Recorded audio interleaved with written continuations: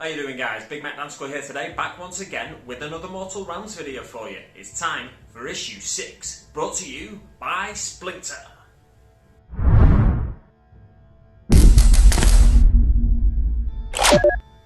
Who or what is Splinter, I hear you ask? Well, Splinter is a very kind person, one of my Patreons, and if you'd like to support the channel and continue to see Mortal Realms videos going forward, please follow the link to my Patreon below and you can support the channel. Yeah, that's the aim of the game. You can pledge at a $1, $5 or $12 pledge level, and the $12 level gets you sponsorship of a video. Of course, there's no guarantee that the 4 Patreons I've got at the moment will stick with me month after month. There's D-Forks, who sponsored last week's video, Splinter, who sponsored this week's video. They're the two $12 pledges I've got. There's no guarantee that they'll continue into next month, and if they don't, it's not likely that I'll be able to continue the Mortal Realms series going forward. However, if you do want to continue to see Mortal Realms videos on this channel, then as I said, please consider following the link in the description below. I'll try and put one as a pinned comment, and you can support the channel monetarily there. Okay, on to this week's issue of Mortal Realms magazine. What do we get with the magazine this week? Well, we get the Thorns of the Briar Queen. They are a £15 kit from Games Workshop if you buy it direct from Games Workshop. So that's a saving of £7 and a penny. So it's a very good saving, and they're lovely models. These models, a lot of the Nightvault models, I really kind of like the aesthetic of them. I'm not massively into Age of Sigmar, but the more I'm seeing of these Nightvault models, the more I'm liking them. So I did say at the start of the run of Mortal Realms, my Mortal Realms coverage, that I wasn't going to be painting up either of these forces, but I think what I might do is just paint up a few of the models in the typical colour scheme. Perhaps the Thorns of the Briar Queen, because I might be able to use them for something else, another little side project. So we get the Thorns of the Briar Queen, like I said, and we also get to discover the lost city of Shadespire and unbinding spells playthrough. Oh, it's very exciting. Let's flick onto the first page, shall we, and see what we get betwixt the pages. On the first page we've got Thorns of the Briar Queen. My issue, you may notice in some of the pictures behind me, my issue has some printing issues. So my copy of the magazine has some printing issues.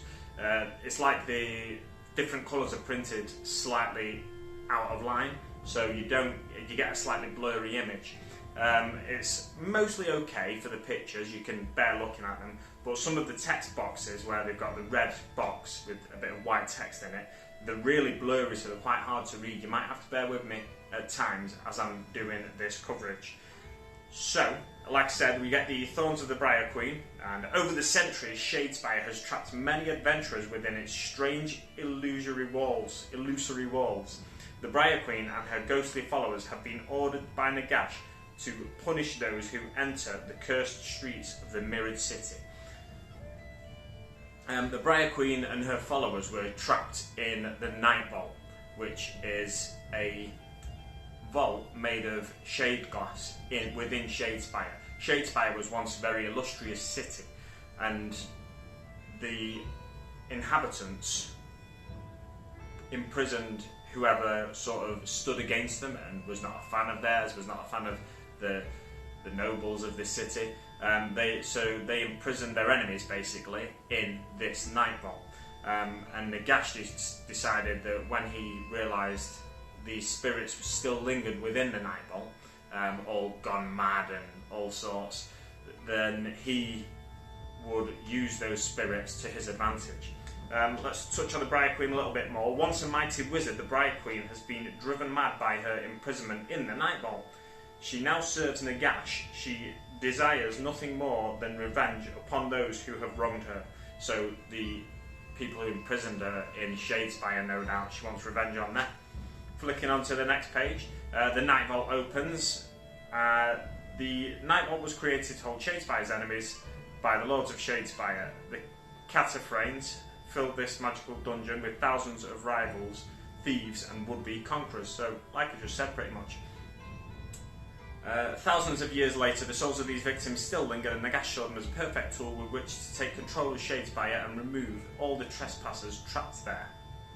Nagash broke the chains and spells that held these spirits and tasked them with imprisoning all outsiders in the depths of the Nightvault. The Briar Queen leads this band of vagabonds. The Briar Queen's thorns, we get to meet a few of her followers here. The Everhanged, the most powerful of the Briar Queen's chain rasp followers, is the Everhanged. He is the ghost of a mass murderer. The rope that ended his life still hangs around his neck. And then we've got Valkar the Cruel. Valkar the Cruel is the Briar Queen's main henchman. He was once the warden of the Nightvault until he himself was found guilty of murder and locked in its depths. And then we've got 4 chain rasps as well that follow her. On to the next page, we get to the Realm's Shadespire. I'll touch on this expeditionary log from the Prime Innerlands Day 183, Shadespire. Accompanied by our local guides, we strode across the sun-bleached desert of bones to gaze upon the shattered remains of the mirrored city. We dared not stray too close, for none who enter that cursed place ever return. Very, very scary stuff. None who enter Shadespire ever return. We get to learn more about that on the following pages. We get to learn a fair bit about Shadespire. Cosmos Arcana, the runes of Shadespire, are in 2 places at once, both the realm of Shaiish and a pocket between realms. This makes escape from Shadespire nearly impossible. That's what causes the escape from Shadespire to be very difficult. Nearly impossible, they say there. The realm of Death, the bleached runes of Shadespire are still visible in the prime innerlands of Shaiish. Only the foolish pass too close to the cursed city, for none that enter its boundaries ever leave the twisting maze within. So, is it nearly impossible to escape, or do in fact none who enter its boundaries ever leave? You know, it's mixed messages we're getting here. But a city out of time as well. Shadespire once stood as a shining example of mortal progress and power. Now, those who look upon Shadespire from Shaiish witness only a pale ruin, drained of all life and colour. Still, many adventurers seek the treasures it holds. Only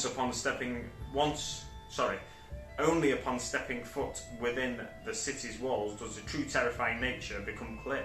Existence within the Nightmare City has become an endless cycle of life and death. Those trapped within frantically search for a way out. And then we get to meet Hammers of Sigmar, Steelheart champions. The Liberator Prime, Severin Steelheart, and his warriors were sent to Shadespire. This is one of those blurry red text boxes I'm reading from. Were sent to Shadespire to retrieve samples of magical shade glass. They became trapped within the walls of the mirrored city instead. So Severin Steelheart hoped to get some shade glass and get out with it in order to use the shade glass. There's a hope that they could use the shade glass in the reforging of the what are they called? Stormcasts.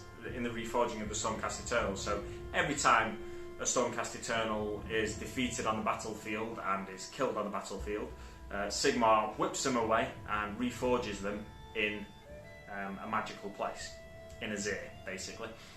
So he reforges them and they come back to life, and their soul continues to exist in form for Stormcast, but they lose a little bit of their essence, a little bit of what made them them, so a little bit of the personality. And the hope is that the shade glass would be able to prevent them losing that little bit of personality each time they're reforged. The trio of heroes that make up Steelheart's champions are Oberyn the Bold, a bull-hearted giant of a man. Oberyn was quick to laugh and make jokes until his 3rd reforging, so what I was just talking about. Now he speaks rarely and only seems truly at peace in the heart of battle. Severin hopes the magical shade glass of the mirrored city will prevent the others from sharing Oberyn's unfortunate fate. Severin Steelheart himself is a Liberator Prime, and he is an experienced, charismatic leader who is a veteran of many battles. His loyal warriors would follow him anywhere, despite being trapped inside the cursed walls of Shadespire. He refuses to lose hope, searching endlessly for an escape. And then we have Angharad Brightshield. and Harrod Brightshield was once a skilled smith whose master-crafted weapons were the envy of warriors far and wide. Now she puts her hammer to the task of purging the enemies of Sigmar. She has taken well to this new role, and many savage foes have fallen to a well-placed swing from her weapon. So these are the three heroes you got in the very first Warhammer Underworlds board game, which is Warhammer Underworld Shadespire. Funny that, isn't it, that they come in the Shadespire box. You got them, and you got some Cornate warriors. I can't remember the name of the warband, but I've got Shadespire myself. It's quite a fun game, but it's a bit deck buildy for my liking. So if you really want to get into the nitty gritty of building a deck, you can be really good at the game and build combinations of cards that when you play them, they give you really good advantage over your opponent.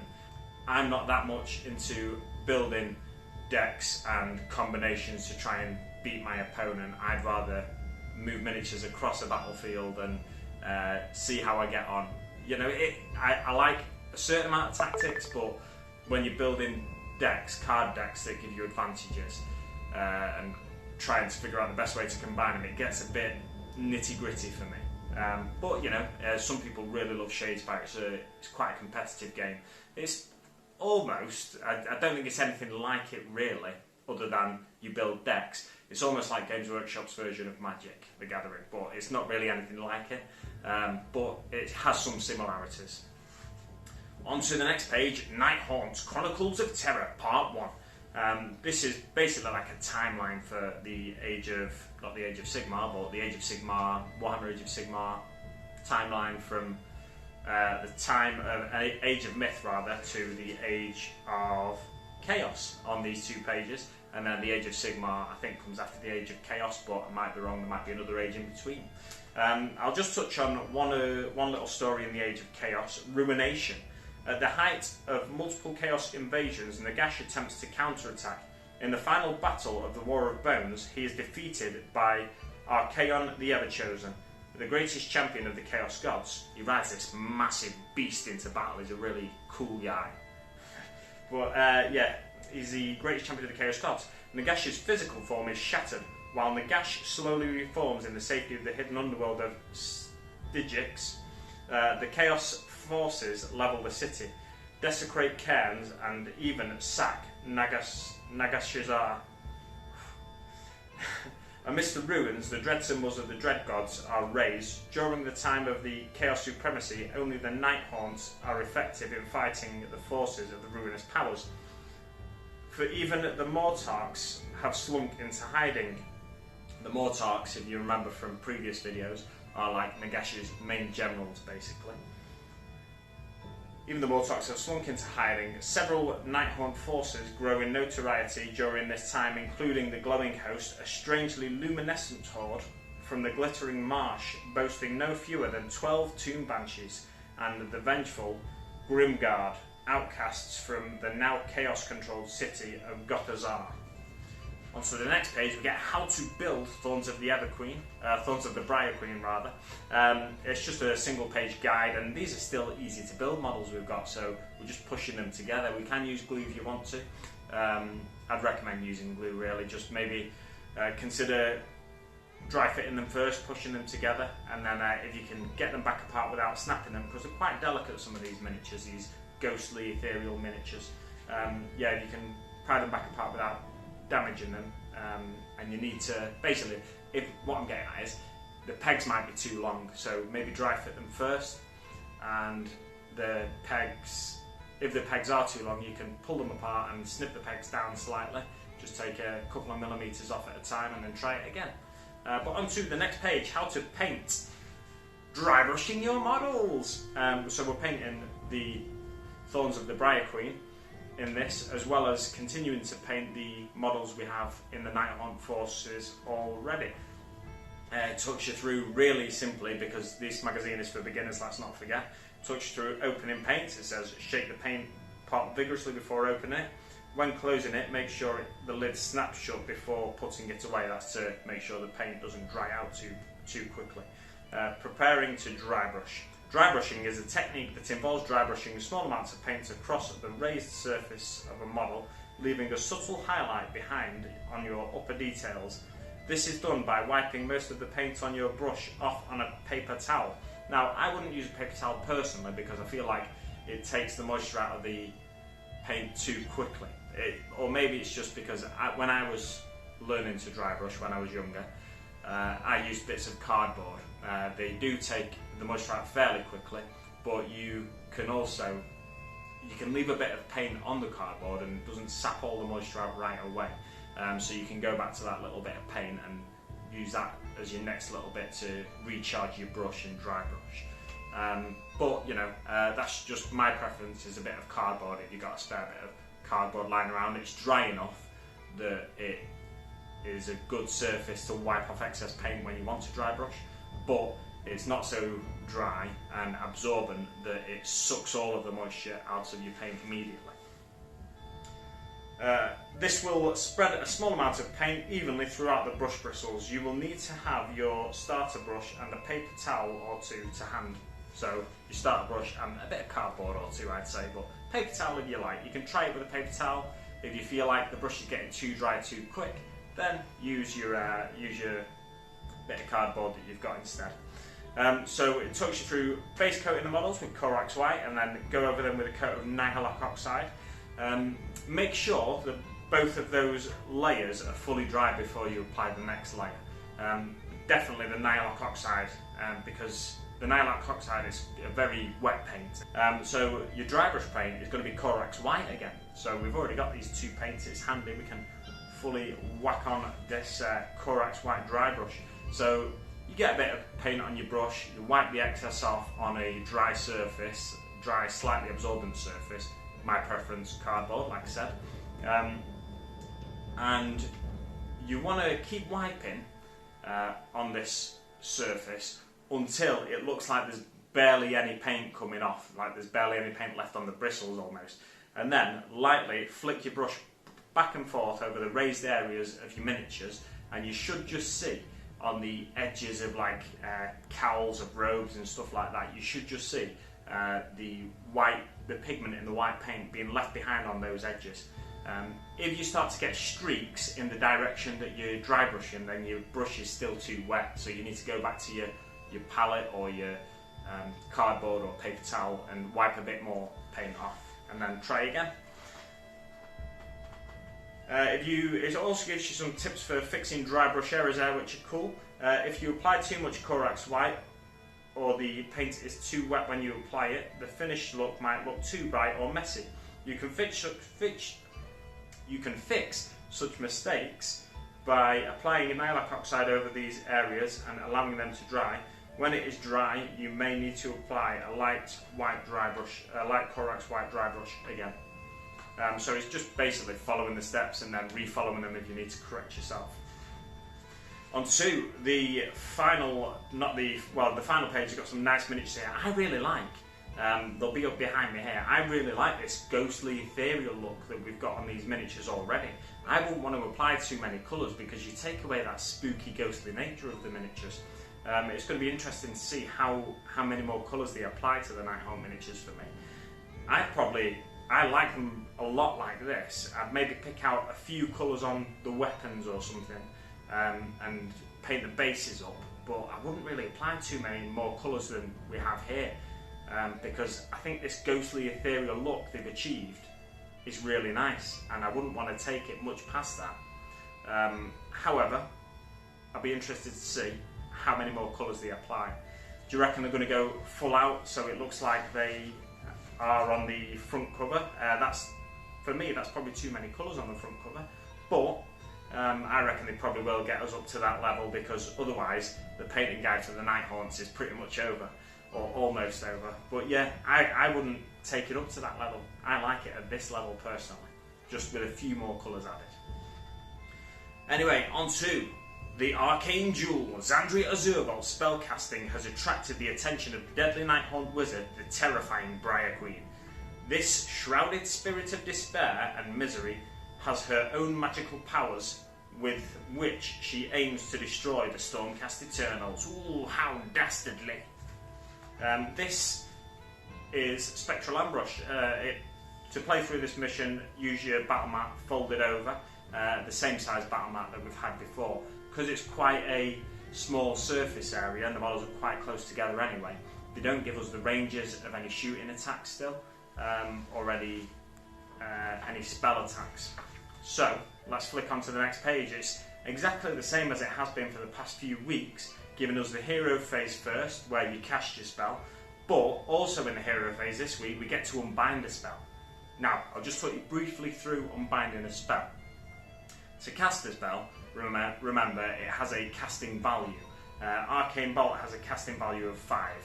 So if I want to cast Arcane Bolt and potentially inflict a wound on my opponent, I pick up 2 dice and I roll those dice, add in the total together, and it might be a 1 and a 4, let's say, which is a 5, and that allows me to cast that spell. I need a 5 or above to cast the spell, so if I get a 5, 6, 7, 8, 9, 10, all the way up to 12, I cast the spell. But if I want to unbind the spell, if the spell is being cast on some of my units, then I have a model that can unbind that spell, like the Briar Queen. Then I'll pick up 2 dice of my own and I'll try and beat the casting roll that my opponent made. So if the casting roll was 5, then I need to get a 6 or above with 2 dice. If the casting roll was 6, I need a 7 or above, and so on and so forth. If you equal the casting roll, it's a failure to unbind the spell, and if you roll lower than the casting roll, it's a failure to unbind the spell. So if the casting roll was a 5 and I get a 5, then I fail to unbind the spell. If it's a 6, I get a 6 or a 5, then I fail to unbind the spell, so on and so forth. And then we get the movement phase, the shooting phase, and it runs through a couple of turns for us, the same way it has been doing over the previous issues. Flicking onto the Warscrolls, the Briar Queen has a movement of 6 inches, and she can take 5 damage before she's removed. She has a Rending Scream shooting attack as well, which is classed as a missile weapon, even though it's probably more like a sonic weapon.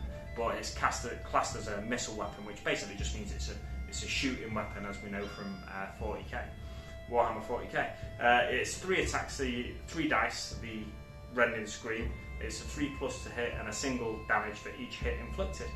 And then of course it says as well you can replay the mission with additional forces such as your Gryph-hound or the Thorns of the Briar Queen. The Thorns have a movement of 6 inches, can take 1 damage each. They have 2 attacks with a malignant weapon. They hit on a 4+ and cause 1 damage. On to the back page and what we're going to get in next week's issue of Mortal Realms. Well, in issue 7 we're going to get some new paints. We're getting Stormhost Silver and Rakeland Fleshshade. This is going to be our first pretty low value issue, coming in just shy of the actual cost of the magazine. And then the following week, in issue 8, we're going to get Celestar Ballista and Cantor Blue paint. These are all paints so far, I think. Yeah, I think pretty much all paints that we've already had in Conquest. So if you've got Conquest, you're doubling up on all these paints, which is a little bit irritating. But if you're new to miniature collecting and painting, then these are all new paints to you probably. But yeah, Cantor Blue is one we have from Conquest as well. But they are the paints that they're going to be using in the painting guide, so I totally understand why they're using them. But yeah, this Celestar Ballista is a ballista weapon. It's like a massive floor-mounted crossbow, basically, that takes 2 people to fire. One of the Stormcast there has got a sextant. I think they're called sextants. I wonder if I'm pronouncing that wrong, if I'm getting the name wrong. But yeah, I think it's like a measuring device to gauge how far you are from something and stuff like that. So you know your range and you know how tightly to wind the bolts, wind the cord before I don't know the names of the various parts of weapons. I'm not an armourer. But anyway, yeah, you get that cool model in issue 8. So it's nice to follow up a paint issue, which is a lower value issue, with a really cool model like that. Anyway, let me know what you think of my Mortal Realms coverage so far, and don't forget, if you'd like to support the channel and continue to see Mortal Realms coverage, then you can follow the link in the description below, and hopefully in a pinned comment, if I remember to do it, to my Patreon. and you can pledge at a $1 level, which will be really helpful towards your channel, a $5 level, which will be super helpful towards your channel, or a $12 level if you want to sponsor a video just like Splinter. Thanks very much for watching, guys, and I will see you on the battlefield.